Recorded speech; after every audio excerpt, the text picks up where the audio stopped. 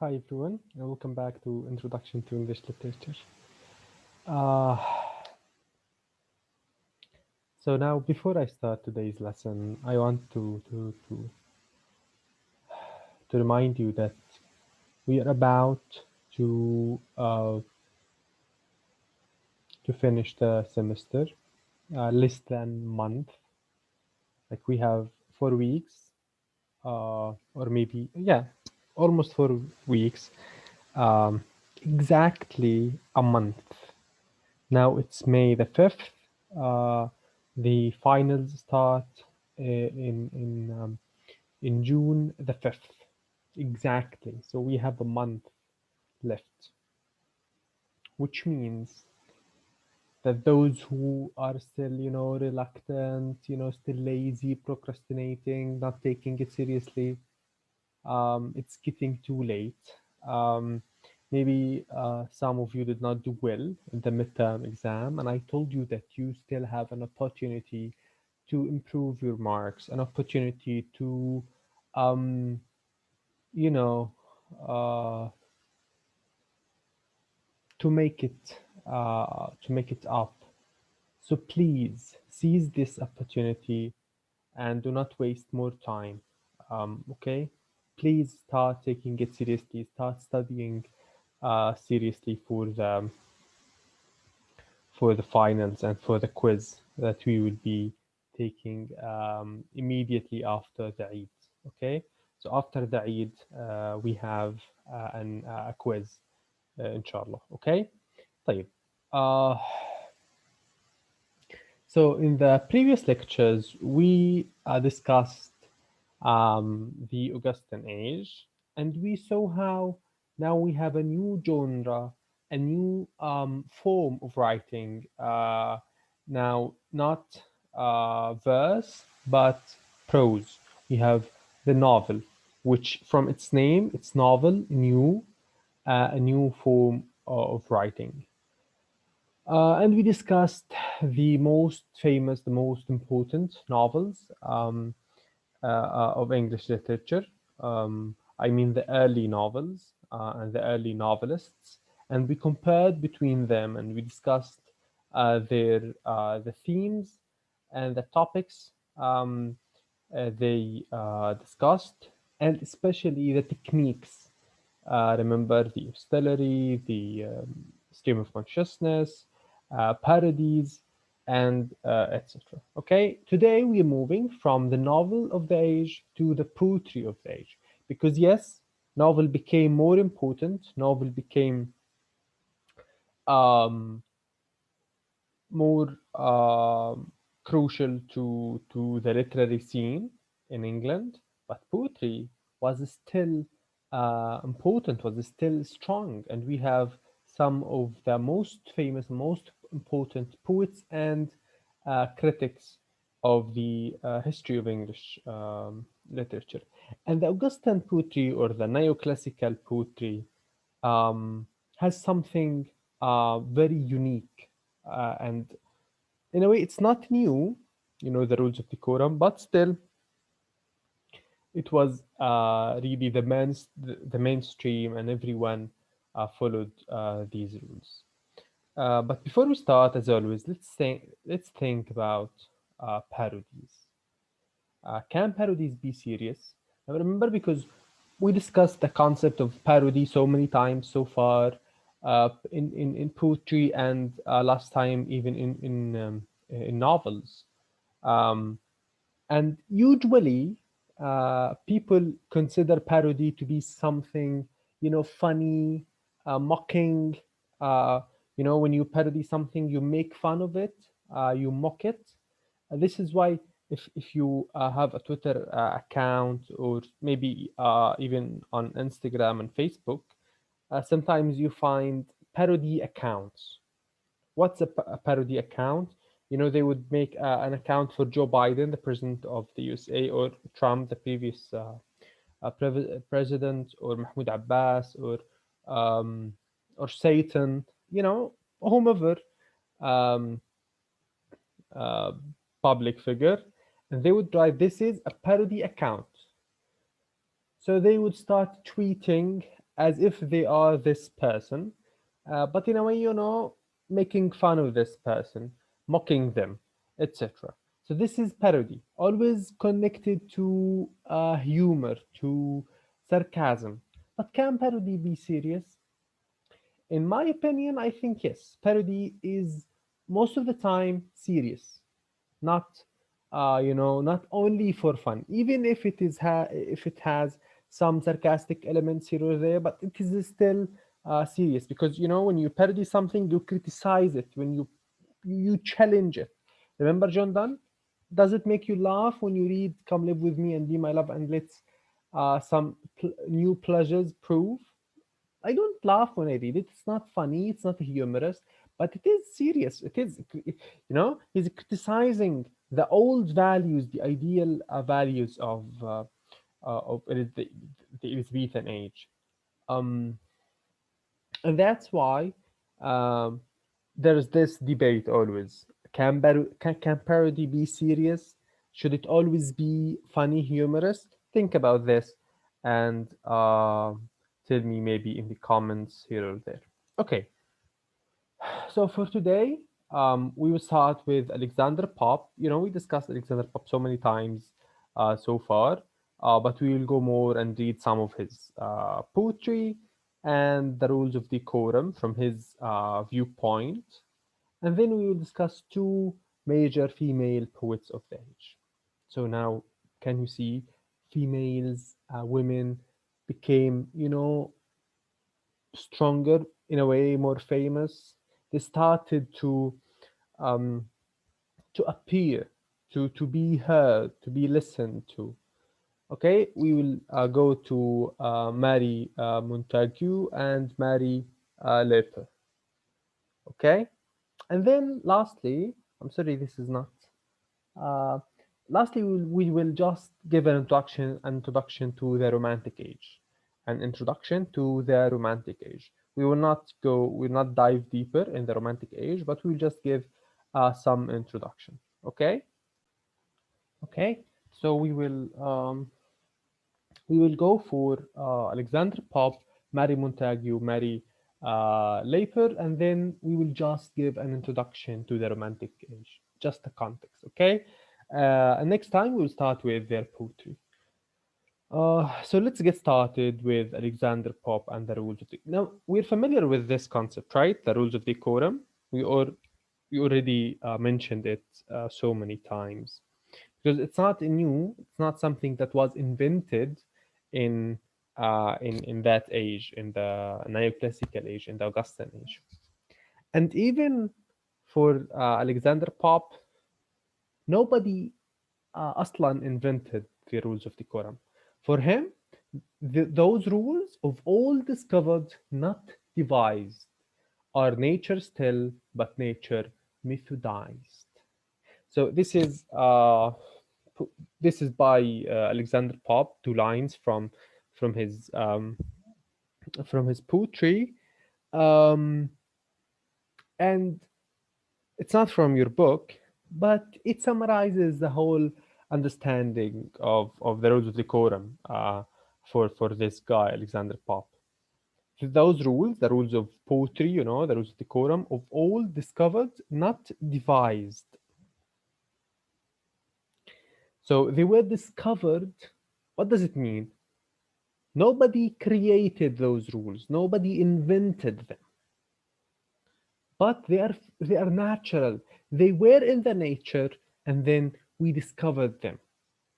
The people uh, earlier earlier discovered them, and this is going so, like, so far.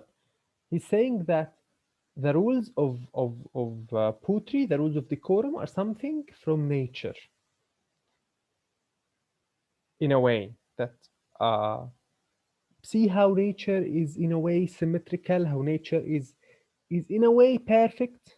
It is chaotic, but in a perfect way. Everything goes um, with a strict order, and this is why the universe is still going for billions of years. So he's saying again that the rules of poetry, the rules of decorum are part of the nature. Nobody created them, nobody invented them, but we discover them from nature. And in a way, he's right. Maybe some other poets like John Donne and like the Romantic poets that we'll study next time, who love to break those rules, maybe they won't agree with him.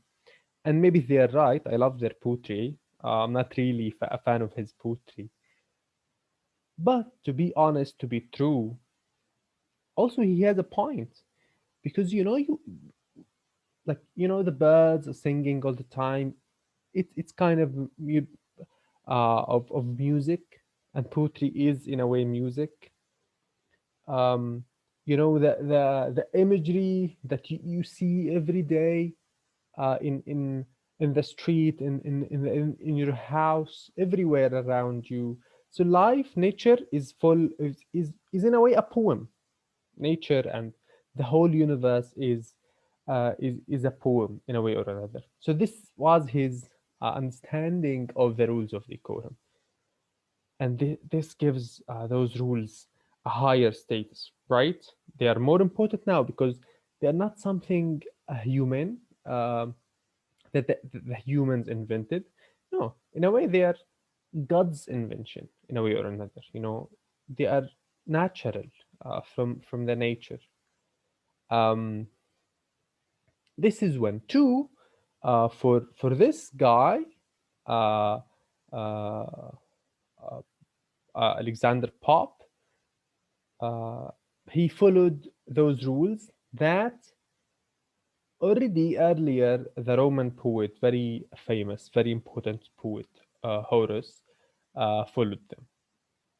And he was very elitist. Remember the elite? He was very elitist, and he considered poetry to be something for a class, in a way that not everyone should write poetry, not everyone should speak for themselves. And see these two beautiful lines, and which are, by the way, famous. They are kind of, uh, I don't know, common, famous. We know them, in a way, uh, some kind of a proverb. A little learning is a dangerous thing. Drink deep or taste not the Pyrian Spring. See, very wise in a way, and it's a proverb. I'm sure you've heard this before. A little learning is a dangerous thing. When you read something very little, when you learn something, it's very dangerous. Because some people would read a book or an article or maybe a Facebook status, and they would come and speak as if they have all the knowledge in the world. you know so when you have a little learning, when you learn something very little, it's you become a dangerous person, because you would think that you know everything, and now you want to give your opinion on everything. And this is dangerous, and he's true. So drink deep or taste not the Pyrian Spring. What does the Pyrian Spring mean? I don't know why your book says the power of imagination. In a way, it's not accurate. The spring where water flows, Liambua, the spring. It has so many other meanings, the spring, the semester, and the spring, the spring, but also the spring is Liambua, you know. So the Pyrean spring is the spring of knowledge, ينبوع المعرفة or something. So he's saying that drink deep from this spring, which means learn a lot, learn well, or taste not. Because if you are completely ignorant, it's better than if you only read uh, one book, or one article, or maybe one tweet, and you consider yourself the all-knowing person. Okay, I'm not saying don't read. No, you should read, but I'm saying that you should make sure that you read well, you educate yourself well. Okay. Uh, Bob is again a neo classicist. Okay, and an Augustan poet who believed in the rules of decorum. He wasn't only a poet; he was also a critic. Remember what he said about John Donne? So he was a critic, and he didn't like, and he satirized everyone. Not only he didn't like anyone. Um,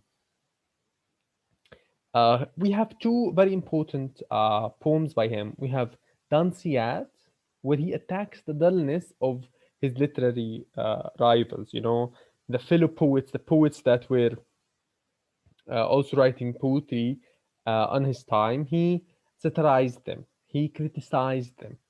So he was a satirist as well.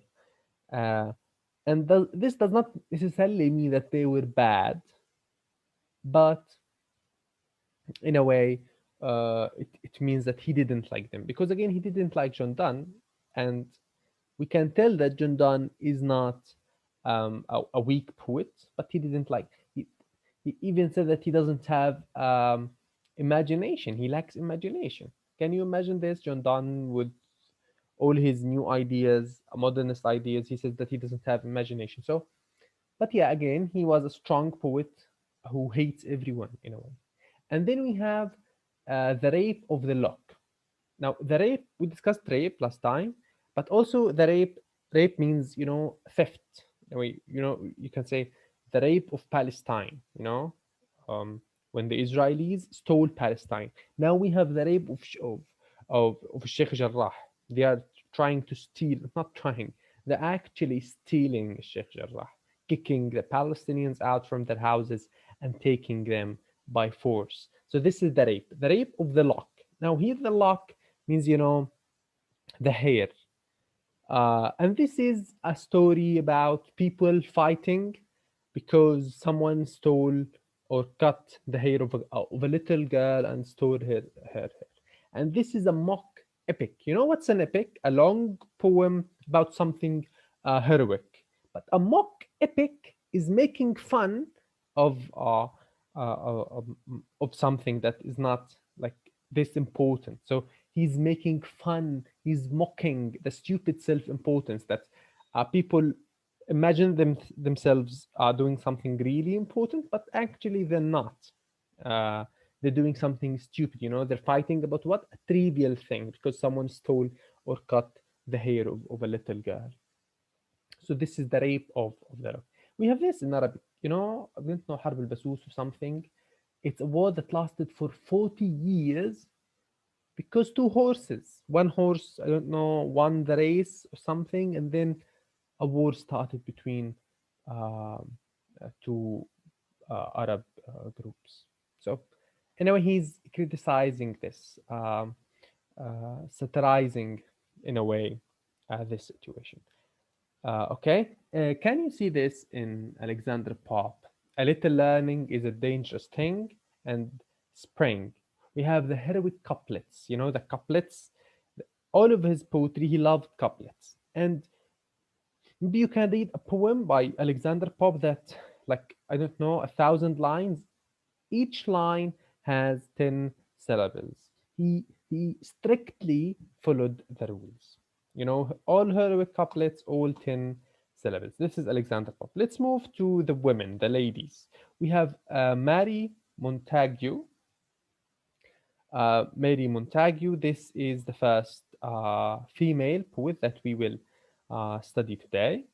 Um, she was a friend of Alexander Pope. It is said that he proposed to her. She was his fiancée or something. I don't know, but she refused him, I guess. So they became enemies.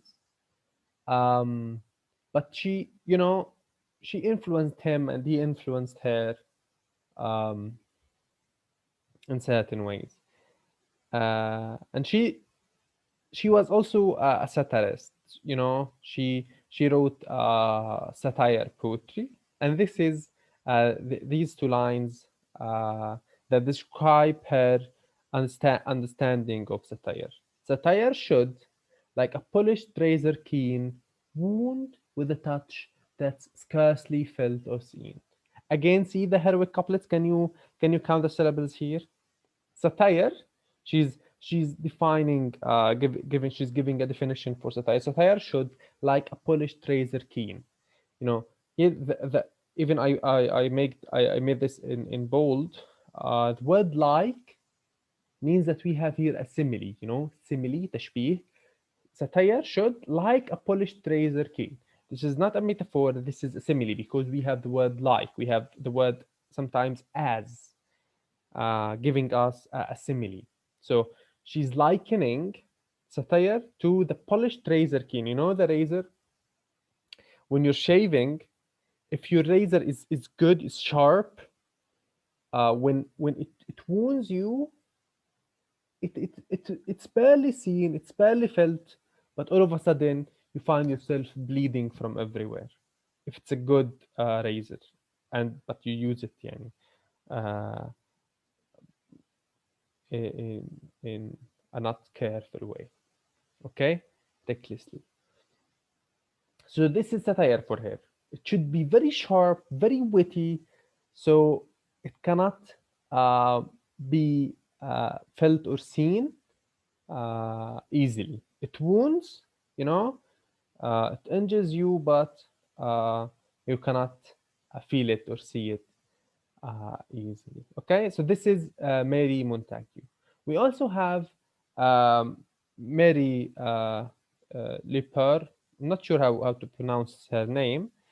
You, can you remember how many Marys do we have so far? We had Afra Penn, then we have Mary Manley, Mary Montague, and Mary Leper or something. Okay, so many Marys. So at least remember the last name. At least remember the last name. So in the exam, you can always tell uh, whom is who or which or whatever. Okay, she was a very famous woman poet, but unfortunately, she died very young at the age of 24. She was very young when she died, which is sad because she was very famous, even though she died very young at the age of 24. And it is said that she was influenced by Alexander Pope, but I'm not sure because we can see now after reading her poetry if she's really influenced by him or if she's different. Um, but like John Donne, her poems were published post uh, famously. Okay, um, this word means after her death, like John Donne. You can easily say after her death without using this difficult word, but you want uh, to look, educated, and you use highly sophisticated language. We will see how the Romantic poets won't like this style technique. Just say it easily after her death. Don't use difficult words. Let's see her poetry to check if she was really influenced by pop or if she was different. Let's read. Now, Madame. So she's the writer, she's a woman, but the speaker in this poem is a man, not a woman. So again, the author is a woman, but the speaker, the voice is the voice of a man, and he's talking to a woman. Now, Madame, as the chat goes round, I hear you have 10,000 pounds, but that as I a trifle hold, give me your person, dim your gold. Yet for your own sake 'tis secured, I hope your house is too insured.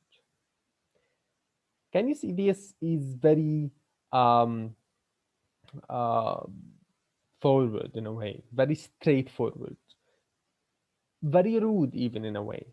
He's talking to her, telling her, I know that you have 10,000 pounds. It should be pounds, but for the rhyme scheme, for the rhyme to make it a heroic couplet, the poetic license, she dropped the s, the singular s, the plural s. Sorry. So I hear you have 10,000 pounds. So give me your person. Give me your person. Become my own property in a way. This is very. And now remember, she's a woman. The author is a woman, but the speaker is a man. So in a way, here Mary Leper is satirizing men and how they think women are stupid, and that you can come to her and tell her that you have money, give me your money. This is a man proposing to the woman. When you propose to a woman, you should be at least romantic in a way, the least um uh, portion of romance, not this very rude, very greedy way. So she's satirizing men and how he wants to own her, to make her his own property, and to take her money because she's in a way weak. She cannot um, secure her money or something.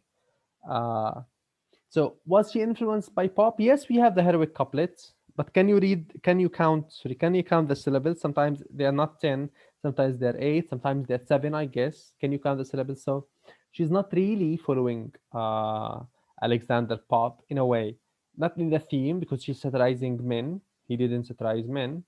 And she's, you know, sometimes not following the strict rules the way Alexander Pope did. So to conclude, um, women poets, as we notice, satirized the society and how the society was concerned with money, not with emotions, not with real human relationships.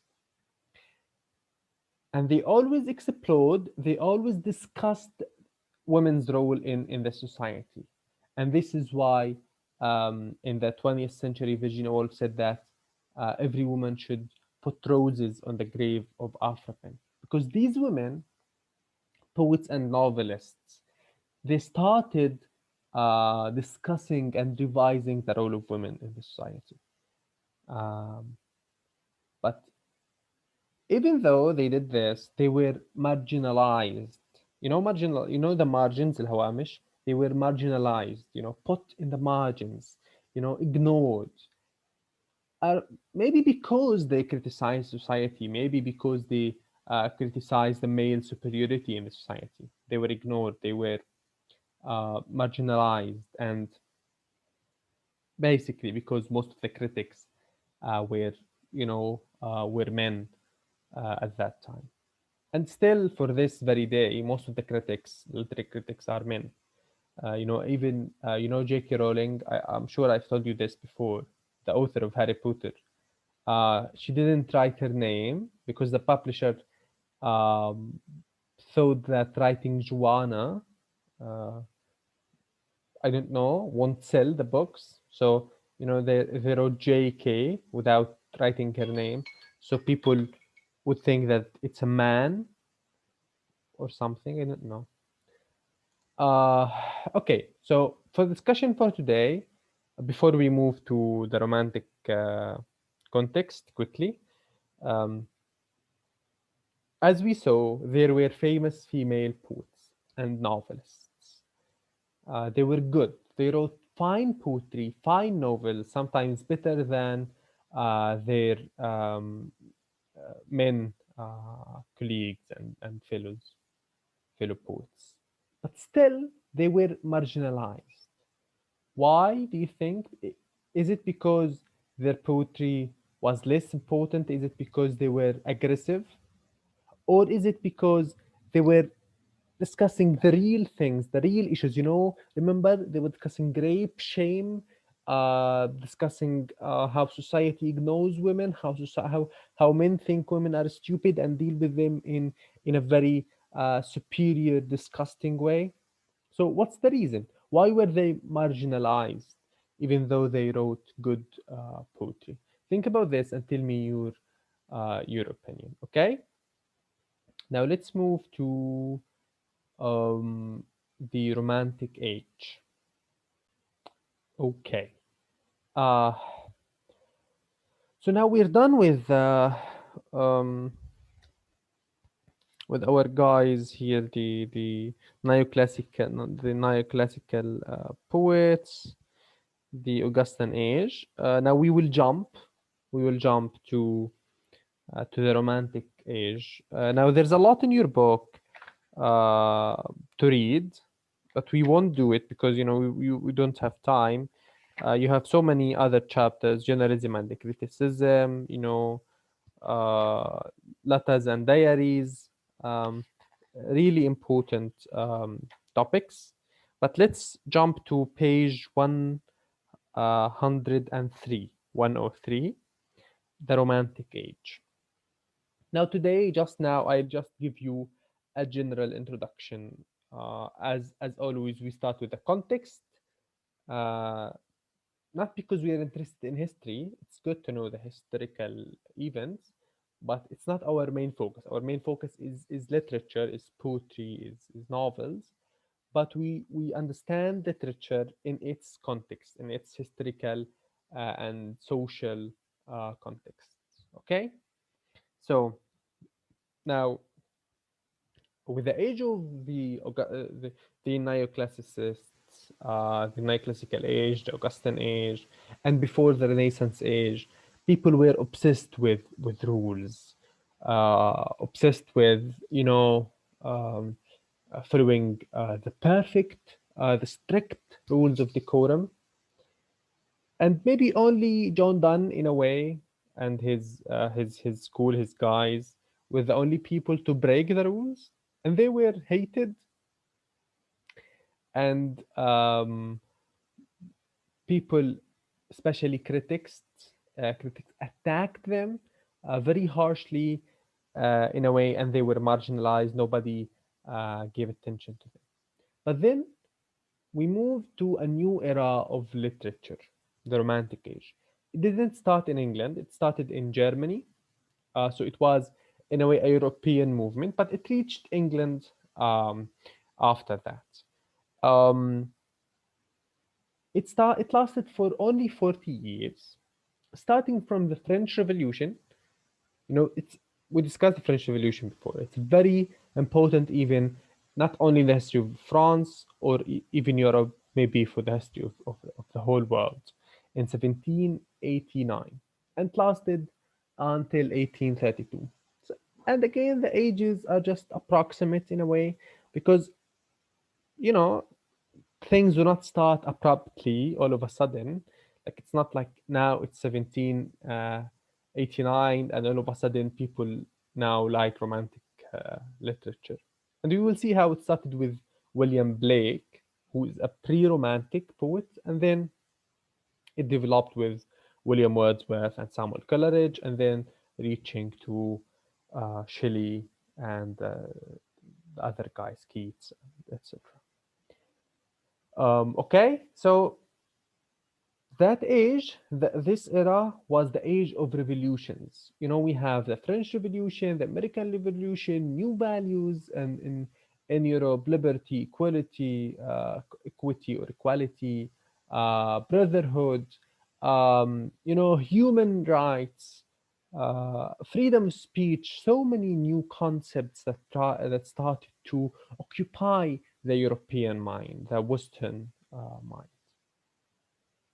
And in 1798, uh, those two guys, the fathers of romantic uh, literature, romantic poetry, Samuel Coleridge and William Wordsworth, both are romantic poets.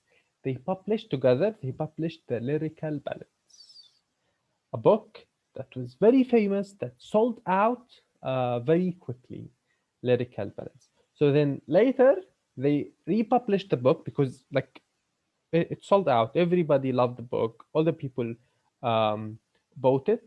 So they republished it, but they added uh, a preface. So it was a collection of poetry, and then they added a preface uh, to explain their ideas, why they wrote uh, in this way, why did this and that, why did they do this and that. And in a way, the preface is an introduction in a way, uh, is as important as the lyrical ballads themselves. Uh, and this is a phenomena that is not, it's not only exclusive for Coleridge and Wordsworth. So many books, uh, f- like for me, I've read so many books that I find the introduction more important than the rest of the book. the chapters themselves. And maybe the most important example is the introduction by Ibn Khaldun, المقدمة, المقدمة for Ibn Khaldun, the Muslim sociologist or philosopher. The whole thing is an introduction in a way or another. Uh, and it's named after the introduction because it's a very important part of his works. So they explain their ideas in this preface, okay? And the whole ideas, the whole movement of the Romantic literature was to contrast what was before the neoclassical age, the Augustan age. Because again, as I said, it was the neoclassical age when they returned to the rules of decorum, and then before we already have the Renaissance age, which also followed the rules, and then before always people have followed the rules. So they were fed up with the rules, those romantic poets. And this is why their movement was the opposite of these rules. The extreme opposite, they in a way broke the rules. Similar to John Donne, but different also in a way, because the themes were different, even their ways of breaking the rules were different. But the same concept, they broke the rules. But now they were loved. People accepted them because people were fed of, especially uh, the neoclassical age. See, Alexander Pope, it's almost no line in his poetry. He wrote so many thousands and tens of thousands of lines. All of them follow the rules. All of them. Each line has 10 syllables and all of them are heroic couplets. So people, got bored with all of this strict poetry. And this is why people welcomed and loved the romantic literature, the romantic poetry. Now, what are the features of the romantic literature? First, for Wordsworth, poetry is the spontaneous overflow of powerful feelings. This is the definition of poetry. Okay, we will talk about it more next time, inshallah, when we discuss Wordsworth. But quickly, it is spontaneous. Spontaneous, not planned, not very organized and pre-planned and no, it's spontaneous. Spontaneous. Um, what's spontaneous in Arabic? تلقائي or something. Spontaneous. It's not pre-planned. It just comes out. Whatever you think of, you just say it. Spontaneous, and not flow of feelings. No, overflow. You just. It's no longer the because Augustan age was was the age of reason, but now no, we have feelings. The focus is on the feelings, not the mind, not the reason, not the ideas.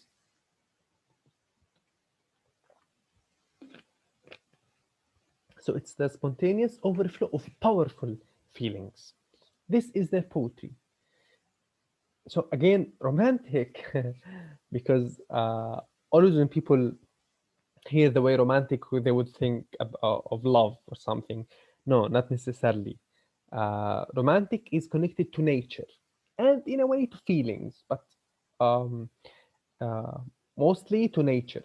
We will see this when we start doing their poetry, but also to feelings, where feelings and imagination became above reason and intellect, unlike the neoclassical Augustan poetry.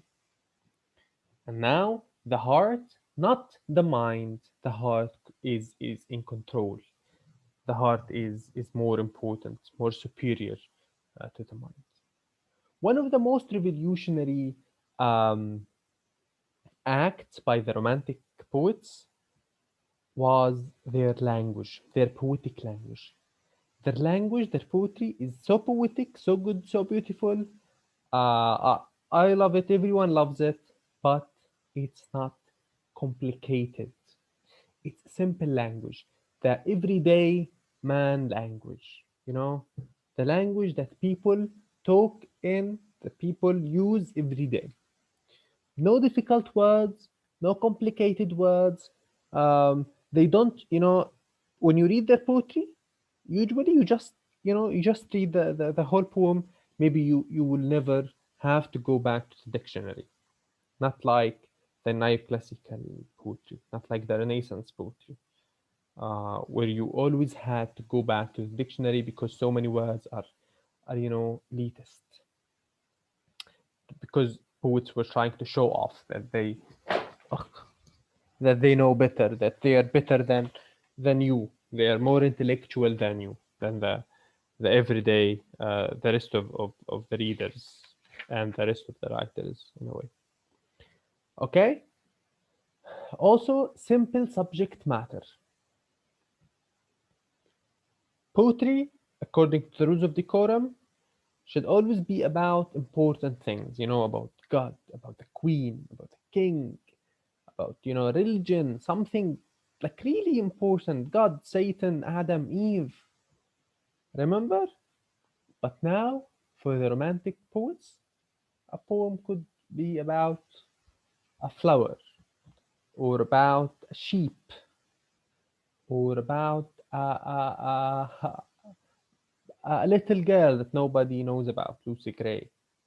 So the subject matter is more personal now, more individual. Poetry should not necessarily be about great things, about God or about the Queen. No. Now, um, remember Philip Sparrow in a way, but Philip's like it was maybe the only poem. He was maybe the only poet that did this, but now the whole movement, the whole romantic, like everyone, every romantic poet does the same. Simple subject matters and new poetic forms. Very important. The poetic form is new, and we will see this when we study their poetry, inshallah, next time. Uh, so again, the sense of individuality, individuality from the individual, the singular, the personal, is more significant than the collective. And this is why people call them escapists. Escapists. They escaped from society, from the city, because for them the city is the source of corruption, especially with the industrial revolution. We will always link their poetry to the industrial revolution. The industrial revolution. Uh, so with the industrial revolution, everyone moved from the countryside to the city because they wanted to work in the factories. And for them, and because like London became a very polluted city because of all the factories, and everyone is concerned with industry. So now the city was a source of corruption and vices and sins. So what did they do? They looked for nature, and where the nature, the purity, the innocence, they found it in the countryside. And this is why they are escapists. They escaped. They found the city corrupted, and um, they found it, you know, polluted with everything here or there.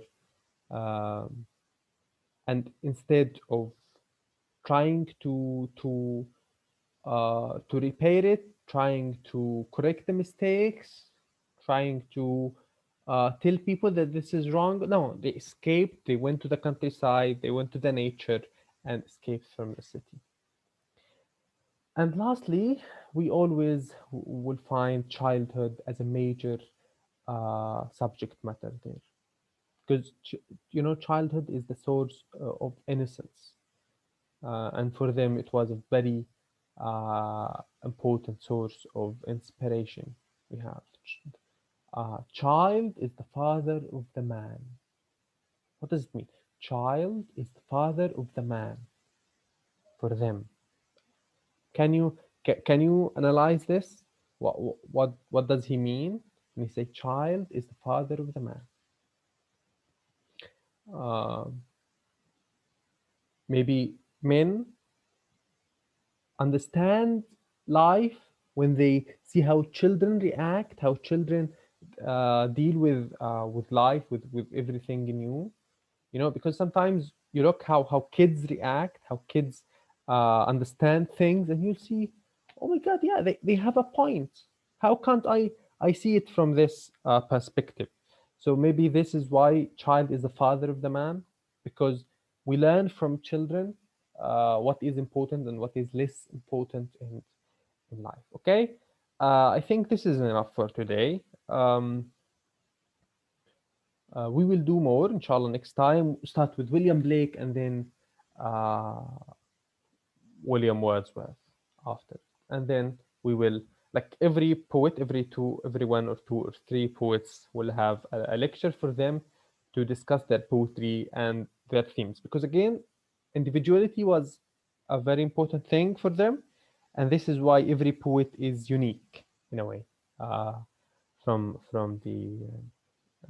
those guys. Okay, that's it for today. Again, please start taking things seriously. Please start studying and do not waste more time here or there. And also, I'm really sorry. I want to apologize because I know some of you try to contact me and send me messages here or there on Messenger, on WhatsApp, but I really don't have much time these days. But of course, I will come back to you later and see what you want and reply to your messages. So please accept my apologies. I'm really, really freakishly busy these days. Okay. See you soon, inshallah. And we start with William Blake and William Wordsworth. Ma salama.